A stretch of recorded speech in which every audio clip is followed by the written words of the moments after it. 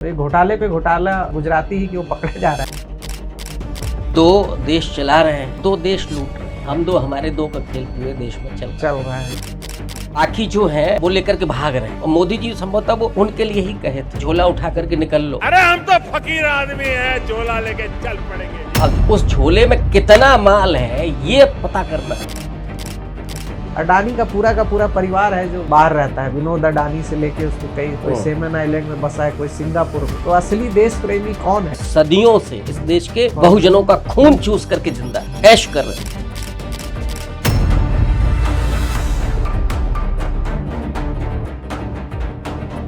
Rajesh Mehta, Rajesh exports के, उनका नाम 15 लाख करोड़ के घोटाले में आया है।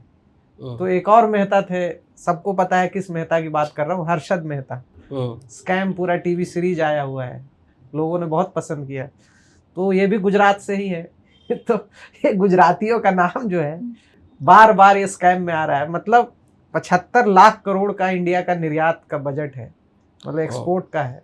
उसमें से 15 लाख करोड़ का इन्होंने घोटाला किया है पिछले 2021 से 26 के बीच में। तो इसमें LIC का भी निवेश था 10% से ज़्यादा। तो इतने सारे घोटाले हो रहे हैं। लेकिन आपको याद होगा 2012 का समय, जब इंडिया अगेंस्ट करप्शन एक मूवमेंट शुरू हुआ था और कांग्रेस की सरकार चली गई थी। लेकिन यहाँ तो संस्थागत इतने सारे करप्शन हो रहे हैं। आप ये भी मेंशन कर रहे थे कि CEC ज्ञानेश कुमार से लेके कई सारे जो अधिकारी हैं वो राहुल गांधी के टच में हैं। तो इतने सारे घोटाला में ये गुजराती क्यों पकड़ में आ रहे हैं? इधर अडानी पे भी था, घोटाले का एक मामला था अमेरिका में। तो ये घोटाले पे घोटाला सिर्फ गुजराती ही क्यों पकड़ा जा रहा है?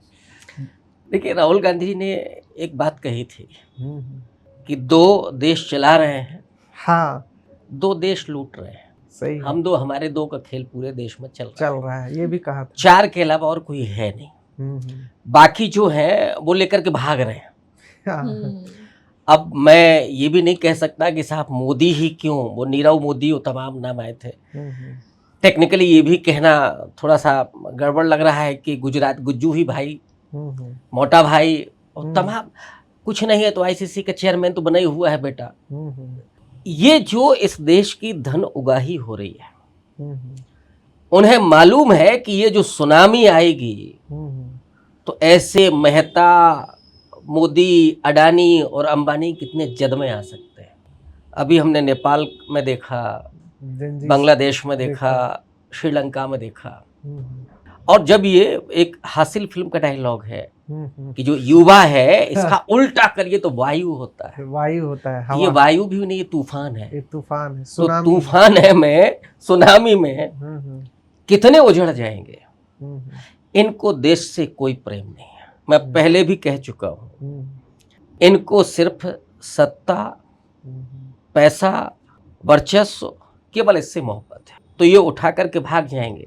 और मोदी जी संभवतः वो उनके लिए ही कहे थे कि झोला उठा करके निकल लो। झोला उठा के निकल जाते हैं जब भी कुछ गड़बड़ हो तो झोला उठाओ और निकल लो।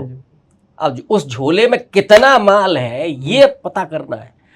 राहुल गांधी ये भी कह चुके हैं कि जिस दिन हम आएंगे छोड़ेंगे किसी को नहीं। तो जो ये सोच रहे हैं, अब मोदी जी ने तो कहा था कि काला धन लाएंगे और वहां से भी हम पकड़ करके लाएंगे, वो तो कुछ आया नहीं।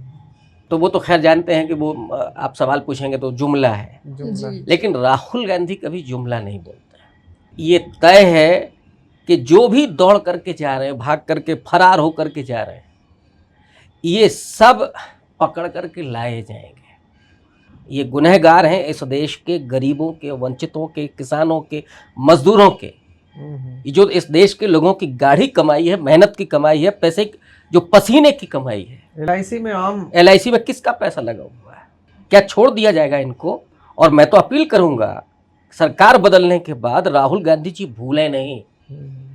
अगर वो भूलेंगे तो हम लोग याद दिलाते रहेंगे। यहाँ पे मैं बस एक सवाल या आयरनी से जुड़ा हुआ एक सवाल है कि हमारे देश में जब जब करप्शन पे बात होती है तो कभी लालू प्रसाद यादव, कभी मायावती, तमाम तरह के बहुजन नेता जो इस देश में रहे हैं, उनके ऊपर 10 करोड़, 30 करोड़, 25 करोड़, यहाँ 15 लाख करोड़ की बात हो रही है। लेकिन इनको लोग मतलब करप्ट नहीं कहेंगे। नहीं, कहेंगे कि इरेगुलरिटीज थी, कम्युनिकेशन में कुछ गैप आ गया था, ऐसा राजेश एक्सपोर्ट्स का कोई कह रहा है सीईओ कि हमने कम्युनिकेशन में कुछ गड़बड़ी हो गई, ऐसा नहीं हुआ है, जबकि 98% वो फैब्रिकेटेड उसका मतलब ग्रोथ दिखाया जा रहा था। सो बेसिकली क्या करप्शन के जो अपराध हैं या करप्शन के जो चार्जेस हैं वो सिर्फ और सिर्फ बहुजनों के लिए है। क्योंकि मैं देखता हूँ तो जितने भी फाइनेंशियल क्राइम्स हैं उसमें कोई SC ST OBC का व्यक्ति तो मुझे मिलता ही नहीं। ये सारे गुज्जू हैं या सारे आपके बनिया या ब्राह्मण या इसी तरह के कास्ट के आते हैं। तो ये दिखाता है कि असली देश प्रेमी जो है वो सिर्फ और सिर्फ ये बहुजन जो 85% के जो लोग हैं वो हैं। ये तो देश को कब झोला उठा के चल दे, दुबई में जाके बस जाए। अडानी का पूरा परिवार है जो बाहर रहता है, विनोद अडानी से लेके उसको कोई सेमन आइलैंड में बसा है, कोई सिंगापुर में। तो असली देश प्रेमी कौन है राहुल गांधी के शब्दों में अगर मुझे डिफाइन करना पड़े तो?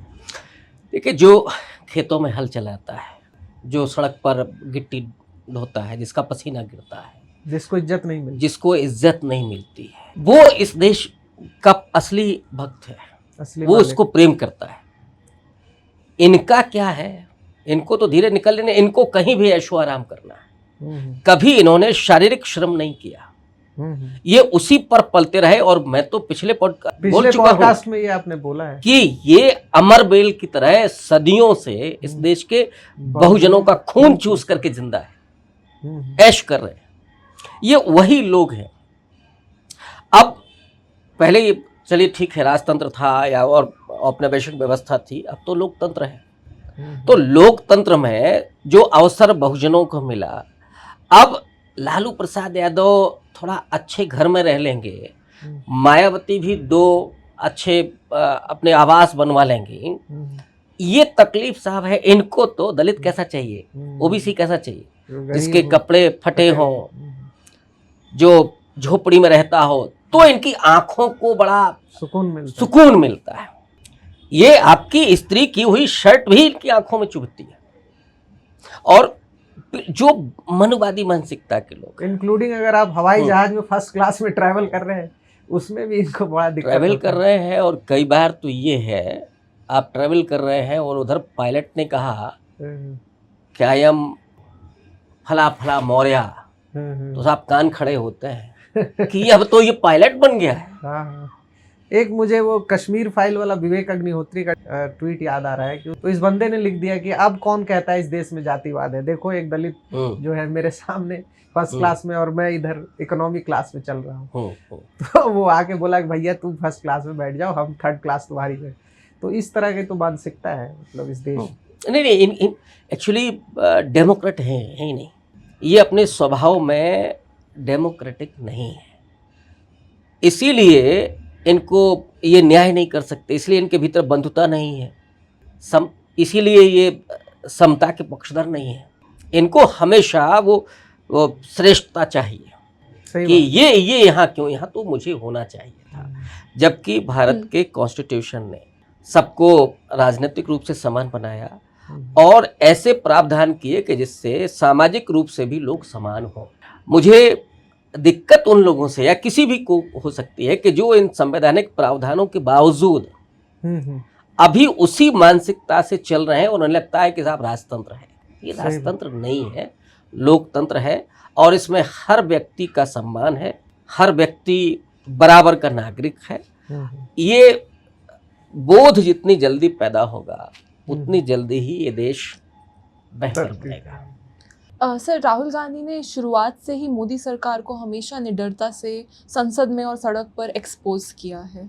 क्या आपको लगता है कि राहुल गांधी आइडियोलॉजिकली ट्रांसफॉर्म हुए हैं एज अ लीडर? और क्या आपको राहुल गांधी में बहुजन नायक नज़र आते हैं?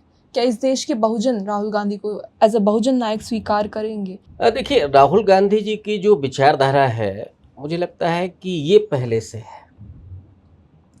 वो अभी चीज़ें हमें सामने दिख रही हैं, थोड़ा और वो वोकल हुए हैं, लेकिन वैचारिक रूप से वो दलित, पिछड़ों और आदिवासियों के समर्थक पहले से थे और उन्हें ये लगता था कि इन तबकों को भी वो भागीदारी मिलनी चाहिए।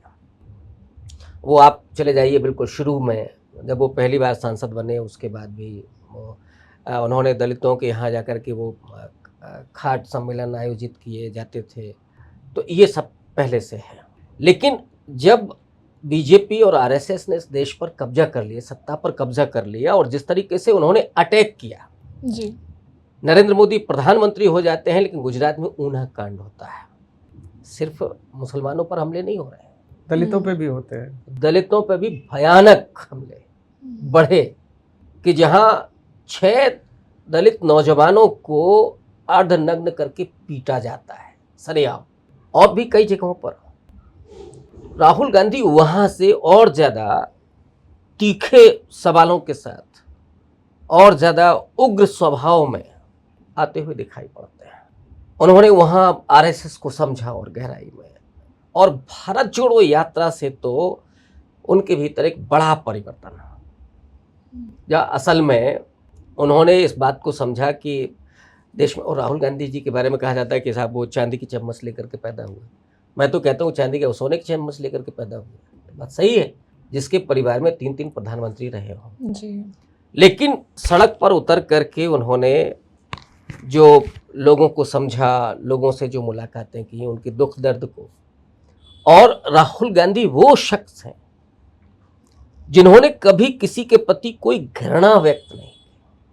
वो एक जैन कोई साधु हैं, उनका एक बड़ा वायरल हुआ बयान कि मैंने देखा राहुल गांधी को सामने से कि किसी ने उल्टी की राहुल गांधी के पैर पर, लेकिन वो पैर नहीं हटाते हैं, जी जी वो उसके पीठ पर हाथ फेरते हैं। ये है राहुल गांधी असल में। तो वो राहुल गांधी जो लोगों से मिलते हैं, उस दर्द को महसूस करते हैं, यहाँ से राहुल गांधी के भीतर एक बड़ा परिवर्तन हमें दिखाई पड़ता है, जहाँ वो क्लियर कट डॉक्टर अंबेडकर की आइडियोलॉजी पर चलना शुरू करते हैं। रास्ता उनका गांधी जी वाला है, वो जो सेकुलरिज्म है वो नेहरू जी वाला लेते हैं, जो संस्थाएं नेहरू जी ने खड़ी की थी उसको लेते हैं, जी डेमोक्रेटिक नज़रिए को लेते हैं। और वहाँ से राहुल गांधी जब आगे बढ़ते हैं तो वो बहुजन नायक के रूप में हमको दिखाई पड़ते हैं। वो स्वाभाविक है, राहुल गांधी नहीं भी कहते तो भी वो हमें दिखाई पड़ते हैं, क्योंकि आपके मोदी जी से ज़्यादा कौन बोल सकता है। मोदी जी तो जिस समाज में जाएंगे वो पिछले जन्म का उनका हर जगह रिश्ता होता है, किसके साथ रिश्ता नहीं हो सकता है। लेकिन राहुल गांधी ने अपने काम से, अपने कार्य व्यवहार से, बोले नहीं राहुल गांधी, इस बात को दिखाया। और मुझे तो वो तस्वीरें अभी तक याद हैं कि हाथरस में जिस वाल्मीकि की बेटी का बलात्कार हुआ उसके लिए वो लड़ रहे हैं, जी और वहाँ भाजपा सरकार है, उसके पुलिस वाले धक्का दे रहे हैं। जी जी यहाँ से वो बहुजन नायक बनते हैं। जी आज अगर इस देश का बहुजन तबका राहुल गांधी की तरफ देख रहा है, मायावती जी एक स्वाभाविक नायिका के तौर पर थी, उन्होंने बड़े काम किए, लेकिन उनकी खामोशी ने लोगों के सामने बड़े सवाल खड़े कर दिए कि अभी ये तबका उस स्थिति में नहीं आ पाया है कि जो खुद से लड़ सके, जूझ सके। जब राहुल गांधी उसकी आवाज बनते हैं तो लोग स्वाभाविक तौर पर उन्हें अपना नेता, उन्हें अपना नायक स्वीकार करते हैं। और आज ये कहने में कोई हिचक नहीं है कि राहुल गांधी एक बहुजन नायक के तौर पर स्थापित हो रहे हैं। स्थापित हो चुके हैं। अच्छा, हो चुके हैं। और मैं ये मानता हूँ कि वो गांधी जी के रास्ते पर चलते हुए नेहरू के लोकतांत्रिक मूल्यों और धर्मनिरपेक्ष मूल्यों के साथ डॉक्टर अंबेडकर की वैचारिकी को लेकर के, और डॉक्टर अंबेडकर का जो सपना था कि हमें सोशल डेमोक्रेसी स्थापित करनी है, उसकी तरफ आगे बढ़ना है। और उनके साथ पूरा बहुजन तबका चलने के लिए तैयार है। ये थे प्रोफेसर रविकांत, और इन्होंने ढेर सारी बातें करी और हमारे पॉडकास्ट पे आए। तो अगर आपको ये पॉडकास्ट अच्छा लगा हो तो इस चैनल को सब्सक्राइब करिए और इस वीडियो को ज़्यादा से ज़्यादा लोगों तक शेयर कीजिए।